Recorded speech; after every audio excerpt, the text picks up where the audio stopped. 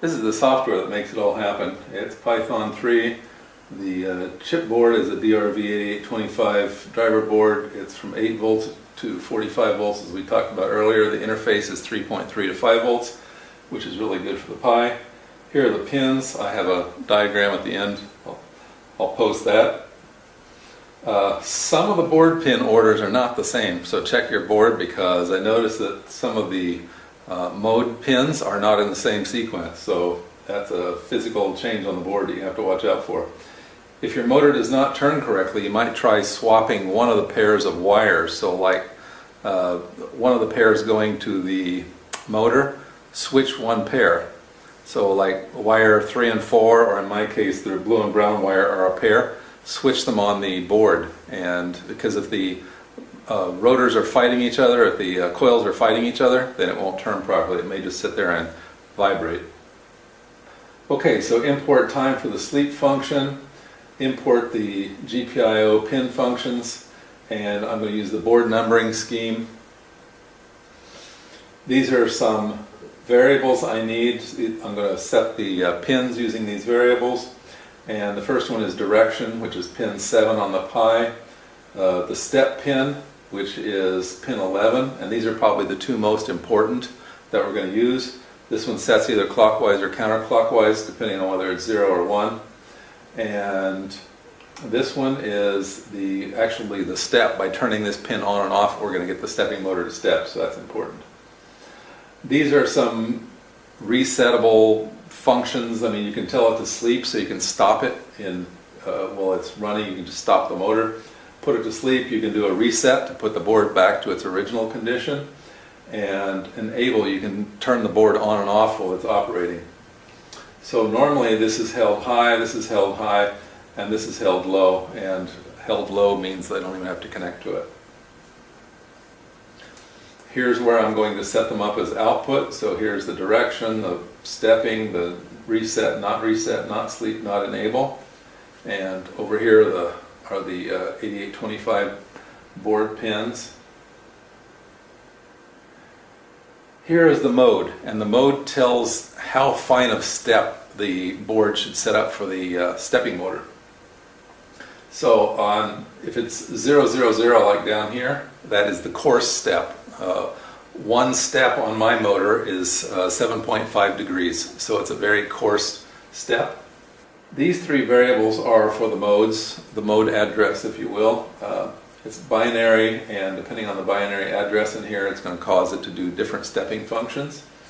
And pins 8, 10, and 12 will be the signal from the Pi to the 8825. So pin 8 to the on the Pi will be signaling pin 10 on the 8825 board, and so on, as you can see over there. So these three will determine the mode setting on the board.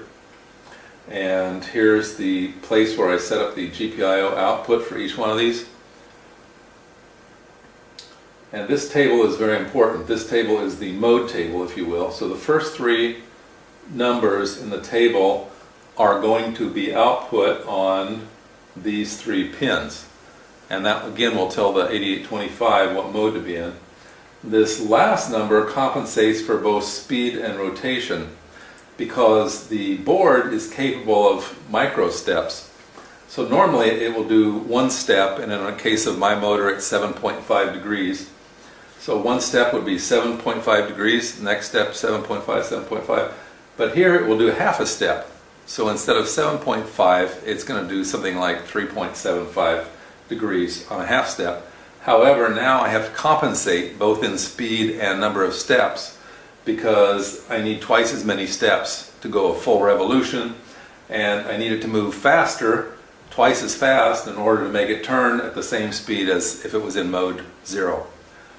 And as you can see, it's got 1, 2, 4, 8, 16, and then the last are 32. So this compensates for both the rotation and for the speed, so that I can make it stay constant. Okay, but again, this is the table for the mode. Down here is rotation speed. This one is rotation steps. Let me back up here. This is actually a delay. And what happens is, as I want the motor to go faster, I make this delay smaller and smaller, so we'll see that. Rotation steps, this is the number of steps in one rotation. Down here is rotation direction, 1 for clockwise, 0 for counterclockwise. And this is the motor degrees. So this is where I'm going to store that 7.5 degrees per step that pertains to my motor. And if you have a motor that's different, then this value would be different. In this section of code, this is where I'm going to input the values from the user, and I'm going to validate those, make sure that they're valid inputs so that they're not out of range or something.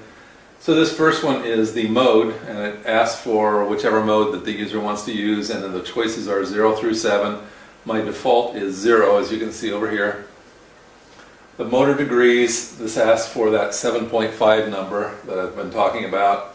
So enter the motor's degrees per step, and the default is 7.5, which is what I have. This is the float, so on the rotations. So you can enter rotations down to this very tiny number. And on certain stepping motors, it will turn just a very tiny amount. It can step in very, very fine amounts. The default for the number of rotations is 1 full rotation, 360 degrees. Kind of arbitrary, but I chose that. Rotation direction is counterclockwise or clockwise, 1 for clockwise, 0 for counterclockwise, and on default again. And rotation speed, again, this is a delay. However, with a little bit of math, I've changed it to something more like a percentage. So it's more like 1 to 100 of the total speed capable in that mode. And then here I check to make sure that mode in is in fact a valid mode. So it's got to be 0 through 7. And if it's not a valid mode, then I set it to 0. The degrees, if the degree is less than 0.1, and I do not think there's any motors available right now with less than 0.1, then I set it to 7.5, again kind of an arbitrary number. If the rotate float number is less than the minimum it's capable of, I set it to 1. Rotate steps, integer of rotate float times 360 divided by float of motor degrees. And this is where I'm compensating for the size of the step, that 7.5. So with this little bit of math, this is how I calculate the total number of steps that I need to take in order to, say, make 1 revolution or whatever the user's asked. And here is where I compensate that third number, that fourth number rather, over there, like that 1, 2, 4, 8, 16, 32. This is how I'm compensating for that, those steps, because when I'm in fine mode, it takes 32 steps to make that 7.5 degree angle change. So I've got to compensate for that, and this is where I'm doing it right here. So out of this will come that 1, 2, 4, 8, 16, 32. That number will be in here, and it compensates again for the fineness of the movement. And if rotate steps is less than 1, then rotate steps equals 1. Okay, fine, to make sure it's in some kind of usable range. Direction, I'm going to take integer of rotate direction, so I just want to make sure it's 0 or 1. And then I'm going to ask if it's in the range of 0 or 1, and if it's not, I'm going to default to 1. And if rotate speed is not in the range of 1 to 101, so that's my percent thing that we saw up here, then rotate speed is going to be 50. Again, kind of arbitrary, I just picked the center number. And here's where I'm going to compensate for speed, because I need less delay. When there are 32 steps per 1 step, then I need to compensate. Otherwise, down in my loop, I'm going to slow way down. I'm going to cause this to slow way down. So I want to decrease my delay. The more steps there are per step, the more I want to lessen the delay. So this keeps the speed running constant regardless of whether it's 1 step equals 7.5 degrees or whether 32 steps equals 7.5 degrees. And here's a debug statement I forgot to remove. Here we have all of our data input, and we're actually going to start doing something that looks like running the stepping motor.